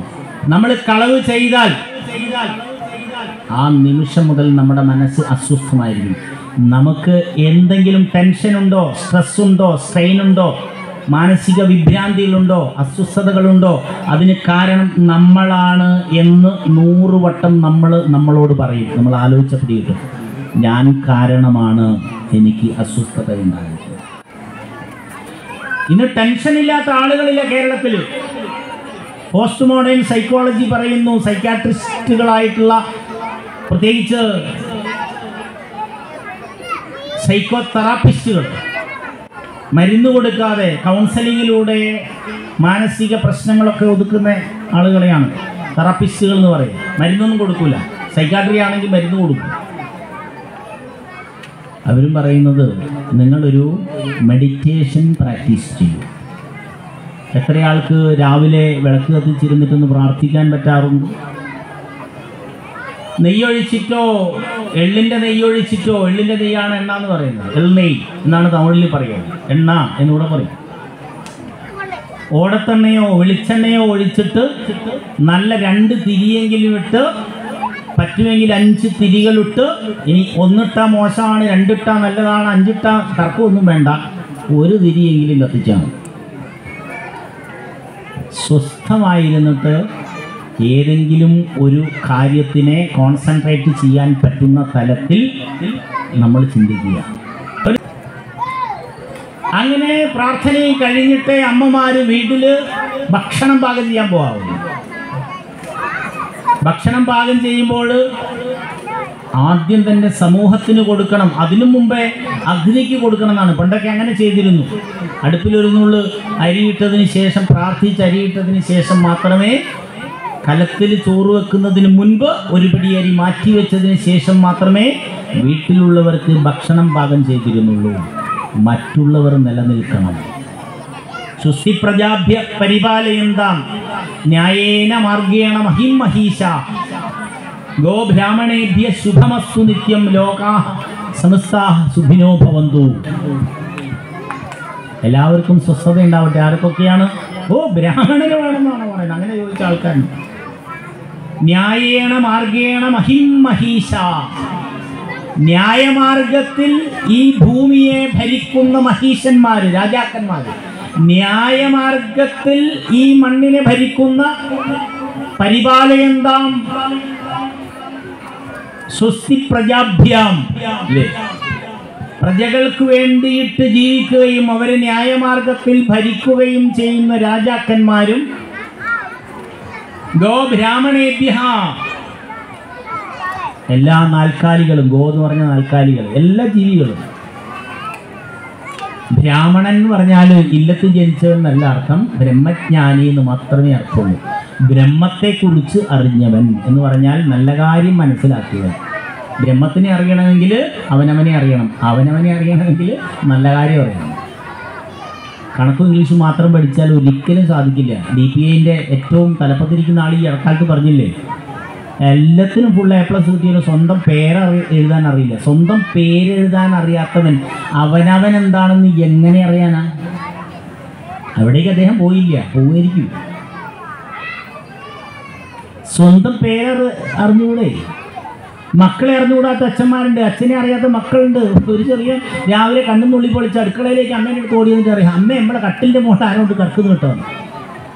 എടാ അച്ഛനാടാ, മൂപ്പരെ ഞാൻ കാണില്ലല്ലോ. അച്ഛൻ അങ്ങനെ പറഞ്ഞു. അച്ഛനായിട്ടൊരു ബന്ധവുമില്ല. അച്ഛന്മാർ കുട്ടികളെയൊക്കെ ആന കളിപ്പിക്കാറുണ്ടോ? അച്ഛൻ്റെ പുറത്തൊക്കെ കയറിയിട്ട് അച്ഛനെങ്ങനെ ആന എന്ന് പറഞ്ഞു, അരിക്കൊമ്പനാണ് ഞാൻ ചക്കക്കൊമ്പനാണ്, ഞാൻ ചില്ലിക്കൊമ്പനാണ് എന്നൊക്കെ പറഞ്ഞ് അച്ഛൻ ആന കളിക്കുമോ? ഏടെ അച്ഛന് സമയം കിട്ടുന്നില്ലേ? അമ്മ പാട്ട് പാടിത്തരുമോ? ഓടിക്കൊത്തിരി നാമം ചോദിക്കടാ എന്നും പറഞ്ഞിട്ട് അമ്മ സീരിയൽ നോക്കിയിട്ട് ഇങ്ങനെ ഇരിക്കില്ലേ? ഇവിടുത്തെ അമ്മമാരല്ല, അങ്ങനെയാണോ അമ്മമാർ? അമ്മയ്ക്ക് നാമം ചോദിക്കാൻ സമയമില്ല. കാടിക്കായി കൊടുത്തിങ്ങനെ ഇരിക്കുക ഒരു വല്യമ്മ. വല്യമ്മ എന്താ പറ്റിയേ? നമ്മളെ സാന്ത്വനത്തിൻ്റെ ഇയാൾ മരിച്ചു മോനെ. ഇന്ന് നിർമ്മാതാവോ സംവിധായകൻ ആരൊന്നും എത്തുകയില്ല ഈ ഇടയ്ക്ക്. ഭയങ്കര സങ്കടം എത്തിയുമ്പോൾ നമ്മളെ വീട്ടിലെ തൊട്ടടുത്ത ഒരാൾ കിണറ്റിന് വീണ് ചേർത്താൽ നമുക്ക് ഒരു കുഴപ്പമില്ല. ഉണ്ടായ സംഭവമാണ്. ഞാൻ താമസിക്കുന്നിടത്ത് ഒരു അമ്മയെ കാണുന്നില്ല. നാട്ടുകാരും വീട്ടുകാരും എല്ലാം ഇറങ്ങി നടന്ന് ഓടി നടന്ന് ഒരു കിണറ്റിൽ കണ്ടു. അതിങ്ങനെ കയറ് പിടിച്ച് പടവിൽ ചവിട്ടി നിൽക്കുകയാണ്. അപ്പം ആ കിണറിന് അടുത്തുള്ള വീട്ടിലെ ആളെ വിളിച്ചിട്ട് അയ്യോ ഇവിടെ കിട്ടോ ഇവിടെ കിട്ടോ എന്ന് പറഞ്ഞപ്പോൾ അവൻ വന്നിട്ട് പറയും ഇന്നലെ ഞാൻ നൈറ്റ് ഡ്യൂട്ടി അതിനാണ്, അതുകൊണ്ട് എനിക്ക് കിണറ്റിൽ ഇറങ്ങാനാണ് ആഗ്രഹമാണ്. അതാണ് അയാൾ പറയേണ്ടത്. എങ്ങനെയെങ്കിലും രക്ഷപ്പെടുത്താൻ പറ്റുമോ എന്ന് നോക്കില്ല, അയാൾ ഇറങ്ങണമെന്നൊന്നും പറയുന്നില്ലേ. നമ്മുടെ സഹജീവികളോടുള്ള മാനസിക സ്ഥിതി എന്താണ്? നമ്മുടെ കുട്ടികളോടുള്ള ചേർച്ച എങ്ങനെയാണ്? അച്ഛൻ 1ാം ക്ലാസ്സിൽ കുട്ടിയെ ചേർത്താൻ വന്നാണ്. ഞാൻ പഠിപ്പിക്കുന്ന ഒരു സ്കൂളിലായിരുന്നു. കുറേ സ്കൂളുകളിൽ ഞാൻ വർക്ക് ചെയ്തിട്ടുണ്ട്. അവിടെ ഒന്ന് മാഷേ ഇന്ന് മോനും വന്നാൽ ആയിക്കോട്ടെ എന്നിട്ടോ പിന്നെ മാഷെ എഴുതിയാൽ മതി എന്ന് പറഞ്ഞു. ആപ്ലിക്കേഷൻ ഫോം ഫില്ല് ചെയ്യുന്നു. ഓ എന്താ മോൻ്റെ പേരെന്ന് ചോദിച്ചു. ഞാൻ കർഷകത്തിന് ഇയാളോട് ഇനിയെ ചോദിച്ചു. മറ്റു ചെറിയോനാണല്ലോ 5 വയസ്സുള്ളത്. അപ്പോൾ ഞാൻ എന്താണ് എൻ്റെ പേര് മോനോട് ഇരിക്കുക.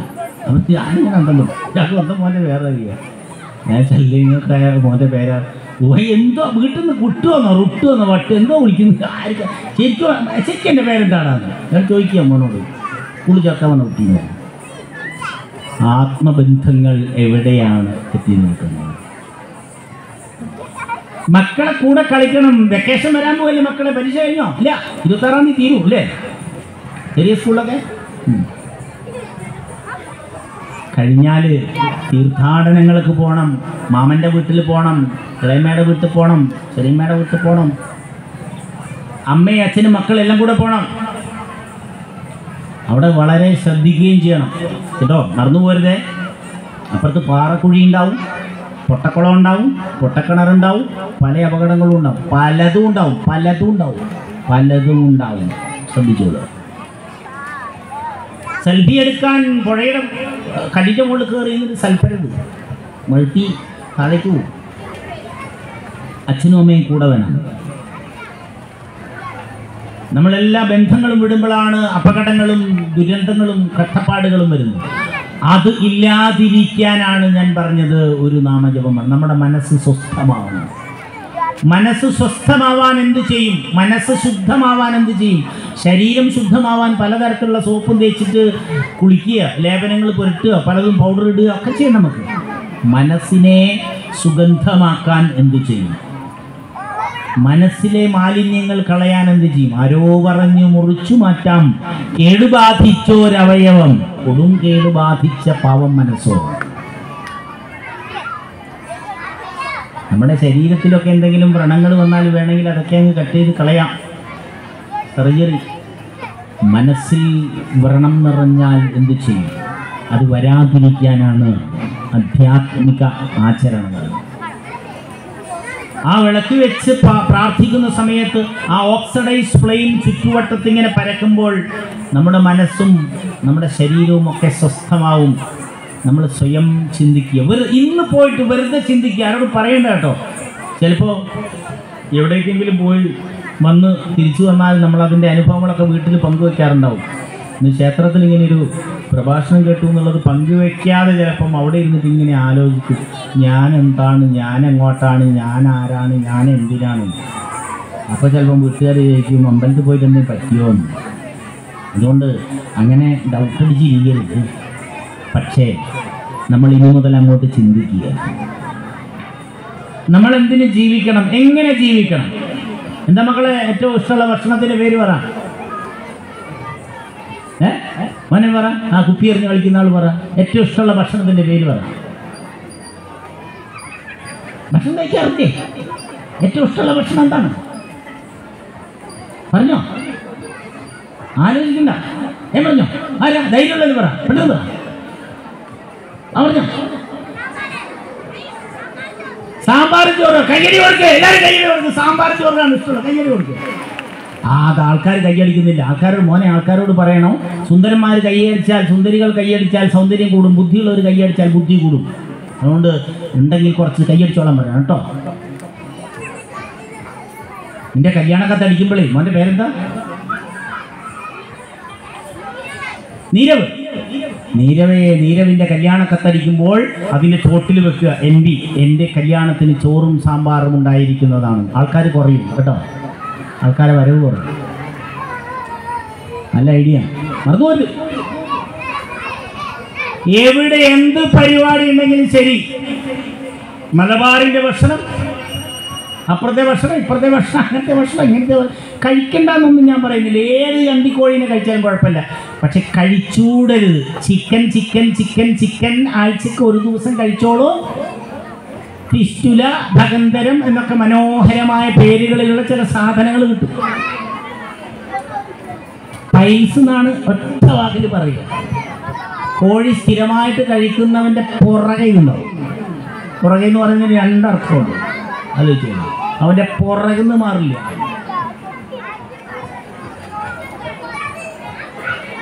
ഭക്ഷണം കഴിച്ച് രോഗികളായ വർഗമാണ് മനുഷ്യർ, പ്രത്യേകിച്ച് കേരളത്തിലെ മനുഷ്യർ. രാത്രിയിൽ ചോറ് കഴിക്കരുത്. ഇന്നിപ്പോൾ ചോറ് തിന്നാനാണല്ലോ വന്നത്, ഭഗവാനെ. എന്നിട്ട് മാഷ് ഇങ്ങനെ പറഞ്ഞാലേ ശരിയാവാന്നാരും ചിന്തിക്കരുത്. ഇന്ന് വേണേ തിന്നോളൂ. ഈ ഷുഗർ വന്ന ആൾക്കാരും കണ്ടില്ലേ, ചായ കൊണ്ട് കൊടുക്കുമ്പോൾ പഞ്ചസാര വേണ്ട കേട്ടോ, പഞ്ചസാര വേണ്ടെന്ന് പറയും.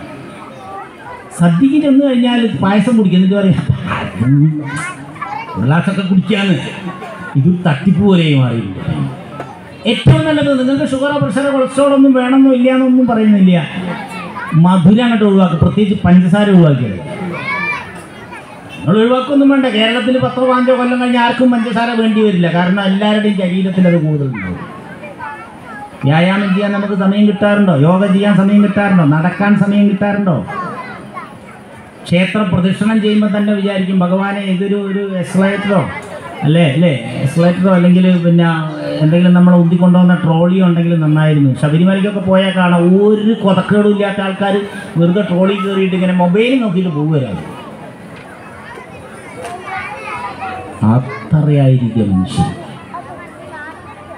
എന്ത് ചെറിയ രോഗം വന്നിട്ട് നിങ്ങൾ ഡോക്ടർമാരെ സമീപിച്ചാൽ, ഇവിടെ ഡോക്ടർമാരുണ്ട്, അവരോട് ചോദിച്ചു നോക്കുക. ആദ്യം ചോദിക്കുക, ഇന്നലെ എന്ത് ഭക്ഷണം കഴിച്ചു? എന്തപ്പോൾ നമ്മൾ കഴിച്ച ഭക്ഷണം അറിഞ്ഞിട്ട് അയക്കം തൊട്ടേനെ. ഭക്ഷണം ഒരു വലിയ വിഷയമാണ്. ക്ഷേത്ര സംസ്കാരമുള്ള വീടുകളിലും ക്ഷേത്രത്തിലും പരമാവധി സാത്വിക ഭക്ഷണങ്ങളാക്കാനുള്ള കാരണം എന്താണ് എന്ന് ആലോചിക്കുക. രോഗങ്ങളിൽ നിന്നുള്ള മോചനം. കഴിക്കണ്ടെന്ന് ഞാൻ പറയുന്നില്ല. പന്നിയോ പോത്തോ എന്ത് വേണേ കഴിച്ചോളൂ, ഒരു വിരോധവുമില്ല. ഭാരതീയര് ഇന്ന ഭക്ഷണമേ കഴിക്കാവൂ എന്ന് പറഞ്ഞിട്ടില്ല, ഇന്ന വസ്ത്രമേ ധരിക്കാവൂ എന്ന് പറഞ്ഞിട്ടില്ല. ഇത്രയേറെ സ്വാതന്ത്ര്യമുള്ള ഒരു ധർമ്മം, ഇന്ന് മതം എന്നാണ് പറയാ, ഒരു മതം ഭാരതത്തിൻ്റെ അല്ലാതെ വേറെ ഇല്ല.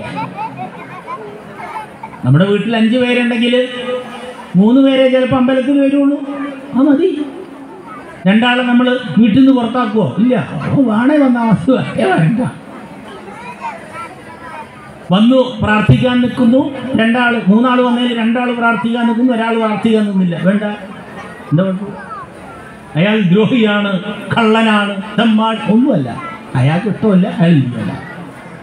ഇത്ര സ്വാതന്ത്ര്യം ഭാരതത്തിൻ്റെ ആരാധന വഴി സ്വയം സാക്ഷാത്കരിക്കാൻ നിങ്ങൾക്ക് ചില വഴികൾ പറഞ്ഞു തന്നു സന്യാസിമാർ, നമ്മുടെ ഗുരുക്കന്മാർ. സാത്വിക ഭക്ഷണം കഴിക്കുക, വ്രതം സ്വീകരിക്കുക. ശിവരാത്രി വ്രതം എത്ര പേരെടുത്തു എന്ന് ആലോചിച്ച് നോക്കുക. മത്സ്യമാംസാദികളൊക്കെ മാറ്റി രജോ ഗുണവും തമോ ഗുണവും കുറച്ച് നല്ല ഭക്ഷണം കഴിക്കുക, കാത്തിരിക്കുക. ദിവസം ഏത് വേണമെങ്കിലും വ്രതമായിട്ട് സ്വീകരിക്കാം. തിങ്കളാഴ്ച വ്രതം, ചൊവ്വാഴ്ച വ്രതം, ബുധനാഴ്ച, വ്യാഴം, വെള്ളി, ശനി, ഞായർ, ആവാം. ഏത് ദിവസവും വ്രതം എടുക്കാം. ഏകാദശി മാസത്തിലുണ്ട്, ഏത് വേണമെങ്കിലും എടുക്കാം. കൊല്ലത്തിലൊരിക്കൽ വരുന്ന പ്രധാനപ്പെട്ട വിജയാന്ന ഉദയനൈക ഏകാദശി എന്നൊക്കെ പറയാം, അതും എടുക്കാം. എന്ത് വേണേയാണ്, എടുത്തില്ലെങ്കിലും കുഴപ്പം. പക്ഷേ ഇപ്പോൾ ഉദാഹരണത്തിന് അമ്മമാർക്കൊക്കെ അറിയാം, നമ്മൾ തിരുവാതിരയ്ക്ക് തുടിച്ചുകൂളിയും കൈകൊട്ടിക്കളിയും പ്രാർത്ഥനകളും പാതിരാ പൂജൂടലും ഇങ്ങനെയൊക്കെ ചില കാര്യങ്ങളൊക്കെ ചെയ്യുന്നതിൻ്റെ കൂടെ നമ്മൾ എട്ടങ്ങാടി ചുട്ടെടുത്ത് പുഴുങ്ങി പുഴുക്കായിട്ട് കഴിക്കാറുണ്ട്. എന്താ അതിൻ്റെ തലം? ഏറ്റവും നല്ല ഭക്ഷണത്തിൽ പെടുന്നതാണ് കിഴങ്ങുവർഗ്ഗങ്ങളുടെ ഭക്ഷണം. ആൻറ്റി ക്യാൻസറാണ് പോസ്റ്റ് മോഡേൺ സയൻസ് പറയുന്നത്. കിഴങ്ങുകൾ ധാരാളം കഴിക്കുക.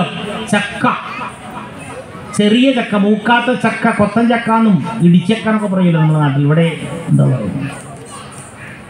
കൊത്തി അരിഞ്ഞ് കൊത്തി കൊത്തി കൊത്തി കൊത്തി അത് ഉപ്പേരി വെച്ചിട്ടും കൂട്ടാൻ വെച്ചിട്ടും ഒക്കെ കറി വെച്ചിട്ടൊക്കെ കഴിക്കുക. ക്യാൻസറിനെ പ്രതിരോധിക്കും. കോഴിമുട്ടയിൽ നല്ല സാധനമുണ്ട്, കഴിക്കാൻ കുഴപ്പമൊന്നുമില്ല, ശാസ്ത്രം പറയും. ഒരു വരിക്കപ്ലാവിൻ്റെ ചക്കക്കുരുവിനകത്ത് 6 കോഴിമുട്ടയുടെ കാര്യങ്ങളുണ്ട്. 6 കോഴിമുട്ടയിൽ അടങ്ങിയിരിക്കുന്ന എല്ലാ കാര്യവും ഒരു ചക്കക്കുരുവിൽ. കോഴിമുട്ട വാങ്ങാൻ പോയവൻ ചക്ക വീണ് ചത്തു. അവന് ചക്ക വേണ്ട, ചക്ക തിന്നാറില്ല. മഹാമാരി ലോകം മുഴുവൻ വ്യാപിച്ചപ്പോഴാണ് മനുഷ്യരും പശുവൊക്കെ ധാരാളം ചക്ക തിന്നാൻ തുടങ്ങിയത്. അതിന് ചക്ക വേണ്ടായിരുന്നു. വേണ്ടാത്ത രോഗങ്ങൾ നമ്മൾ വിളിച്ച് വരുത്തി വെച്ചിരിക്കുന്നു. കഴിഞ്ഞ കാലങ്ങളിൽ തൊട്ടടുത്ത് നമ്മളൊരു വലിയൊരു കേന്ദ്രം അരീക്കോട് എന്ന് വിചാരിക്കുക, അല്ല മഞ്ചേരി. ഒരു 25 കൊല്ലം മുമ്പ് അരീക്കോടോ മഞ്ചേരിയിലോ 25 മെഡിക്കൽ ഷോപ്പ് പോലും ഉണ്ടാവില്ല. 25 പോയിട്ട് ചിലപ്പോൾ 10 ഉണ്ടാവില്ല. 25 കൊല്ലം മുമ്പ്. ഇപ്പോൾ നിങ്ങളൊന്ന് എണ്ണി നോക്കും, മെഡിക്കൽ ഷോപ്പും ഹോസ്പിറ്റലുകളും ഇഷ്ടം പോലെയാണ്. ക്ലിനിക്കുകൾ. നമ്മുടെ ആരോഗ്യം മെച്ചപ്പെട്ടോ? നമ്മുടെ സംസ്കാരം നശിക്കുന്നതിനനുസരിച്ച്, പ്രകൃതിക്കനുസരിച്ച് ജീവിക്കാൻ പഠിക്കുന്നില്ല. പ്രകൃതിയെ സംസ്കൃതിയാക്കി ജീവിക്കേണ്ടവനാണ് മനുഷ്യൻ. സംസ്കൃതിപ്പെട്ട് ജീവിക്കുന്നില്ല, പ്രകൃതിയെ വികൃതിപ്പെടുത്തി ജീവിക്കുന്നു. പ്രകൃതി വിരുദ്ധനായി ജീവിക്കുന്ന ഒരേ ഒരു ജീവിയെ ലോകത്തിലുള്ളൂ, അവൻ്റെ പേരാണ് മനുഷ്യൻ. ഞാൻ പറയുന്നില്ല, എന്തെങ്കിലും തെറ്റുണ്ടെങ്കിൽ അതൊക്കെ ഒഴിവാക്കുക. നല്ലത് വല്ലതും കിട്ടിയാൽ സ്വീകരിച്ചോളൂ. എന്നോട് ദേഷ്യം തോന്നുന്നത്. ഭക്ഷണത്തിലൂടെ, വസ്ത്രത്തിലൂടെ, വെള്ളത്തിലൂടെ. കഴിഞ്ഞ ഓണത്തിന് എന്ത് വെള്ളമാണ് നമ്മൾ കുടിച്ചത്? 670 കോടിയുടെ വെള്ളം. ശാന്തിക്കും സമാധാനത്തിനും വേണ്ടി.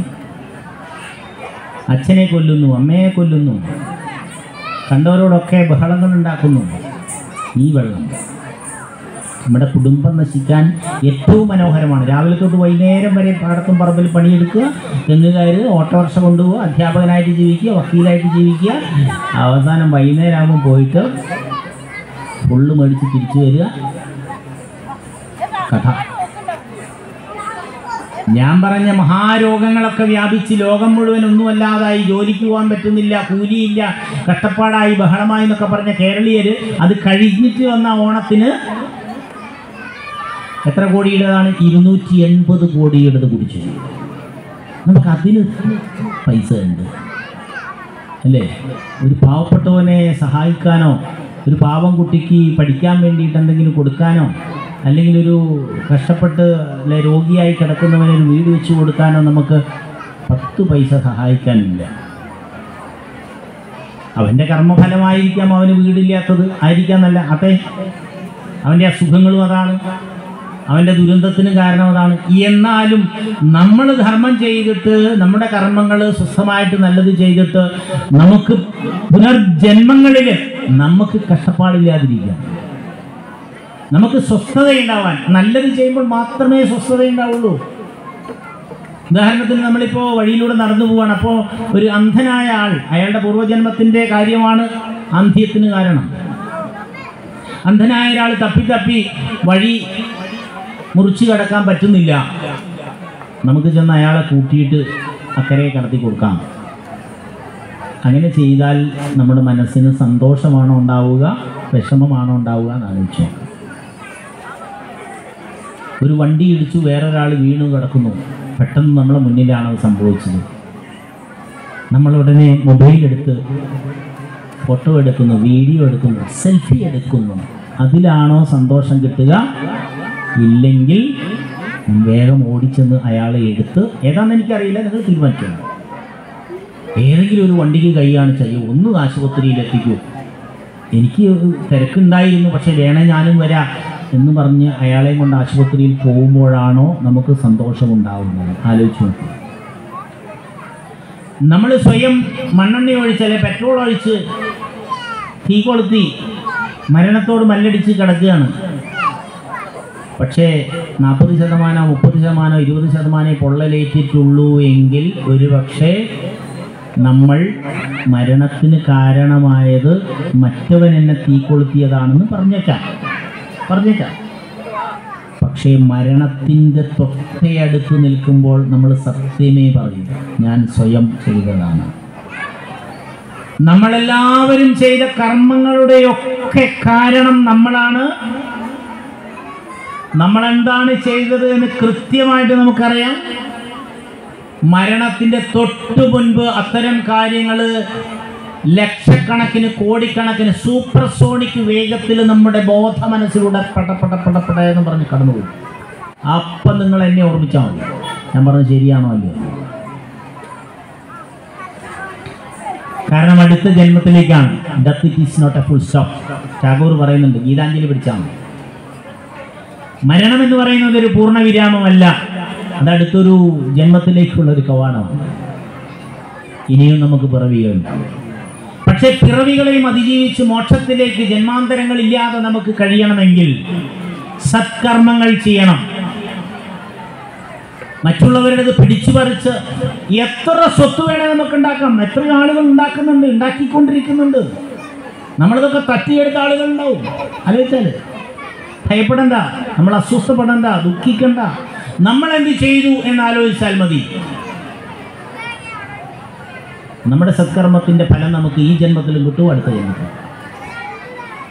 ക്ഷേത്രത്തിലേക്ക് വരുന്നു. എങ്ങനെ വരണം? നേരത്തെ ഞാൻ പറഞ്ഞതുപോലെ വീട്ടിൽ നിന്ന് ഇറങ്ങുമ്പോൾ കുളിച്ച് ഭംഗിയായിട്ട് വരിക. എന്തിനാണ്? സാധാരണ ഒരു വീട് പോലെയല്ല ക്ഷേത്രം. ഇവിടെ അന്തരീക്ഷത്തിൻ്റെ ശുദ്ധിക്കാണ് ഏറ്റവും വലിയ പ്രാധാന്യമുള്ളത്.